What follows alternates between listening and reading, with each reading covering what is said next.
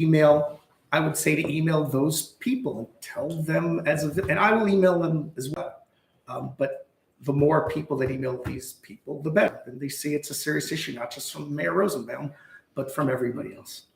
I've already engaged with a couple other organizations, one with a security company that this village used once for security in the past, for a local event.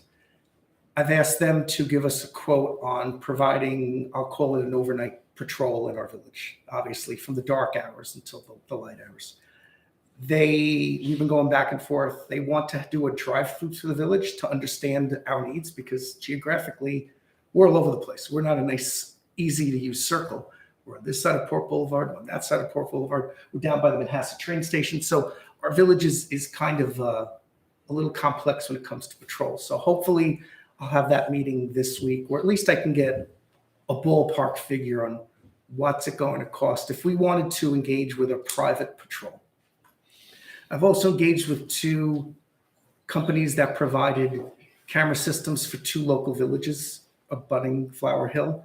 I have a meeting with one on Friday, and another one we're going to speak tomorrow, and then hopefully sit down sometime during the week. Again, show them the map of the village, have them understand how many cameras would be needed, because again, we're not a small little village that's compact.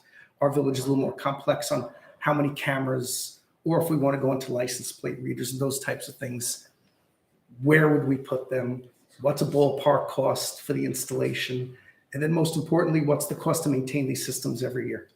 Because whatever we put in, there's going to be connectivity costs, there's going to be storage costs for the videos, and maintenance for the hardware itself, because hardware in the field doesn't last forever. So I'm working on that. I expect to at least have some ballpark figures in the next couple of weeks. I'll definitely have it before next board meeting.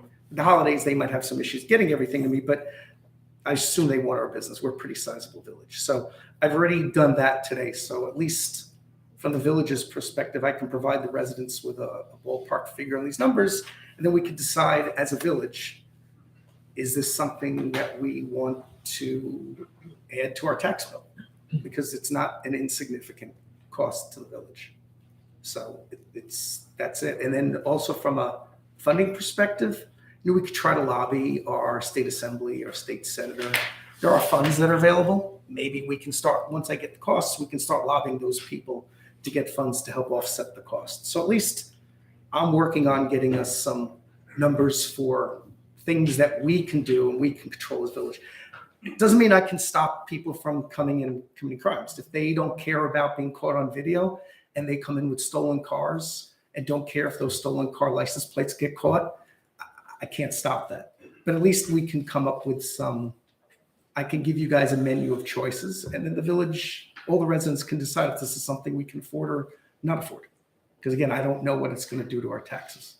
So Randall, probably worth mentioning that if you look at probably our September minutes was when we had, after my break-in, you said it only happens at night. I live on Country Club, and it happened during the day, 12 o'clock day. So it's not just a night thing. And we did, whoever spoke for, it was from the 6th precinct, right? We had Commander Vitelli, and we had Delia here. But I think what would be better is, because I have heard Patrick Ryder speak, and there are statistics that would so you can frame the scope of, so people don't think, oh my gosh, we live in the worst crime area. And I'm not minimizing what you said, but just because it helps to frame what, and certainly these are good, I think are good suggestions about what we can possibly do. But just so, and the other thing that keep in mind is get out of, that the people that they're sending, if they're young kids or they're under, certain age or whatever, they get a slap on the wrist and they're gone. So don't minimize the get out of bail, the no bail effect on what's happened in our. And again, I'm not minimizing, this is scary, it happened to me, I hear you, but I think it would just help to have a little more information as well. Sure, and I don't live in a utopia, and I know our criminal justice system has issues, and minimum and maximum sentences have problems, and there's all different political things in play here. And I certainly don't think we live in a crime-ridden society. I think we live in a beautiful community that I just think we can take additional steps. When I look at other communities around ours, that they're doing other things. And they're only things that I know about because I see the security driving around, or I see the cows. And Mayor, I don't know if you have connections to other mayors in, connecting, areas or other local areas. I don't know if they're doing other things to deter. I do talk to some of the North Shore mayors. I don't speak regular basis to the mayors south of Northern Boulevard. They're the ones with the more of the camera systems, and maybe I can engage with them a little more to see what's going on. But there was, so without naming which village, there was a village on the North Shore that also had a car broken into with the window smashed. Port Washington police. So it's not just, because everyone says, oh, why is Port Washington police giving such better service? It's the same burglars probably struck up there this same night as yours as well. So it's happening all over. It's not indicative of Nassau County Police doing a bad job or Port Washington Police doing a bad job. We're just inundated with these bad people. And as Mary Jo brought it up, with bail reform, there's no penalty for these people.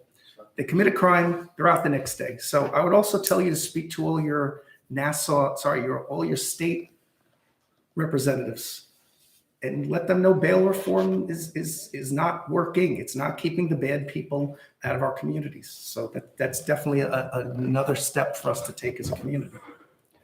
There was a question on crime from last month. So I have the October report here.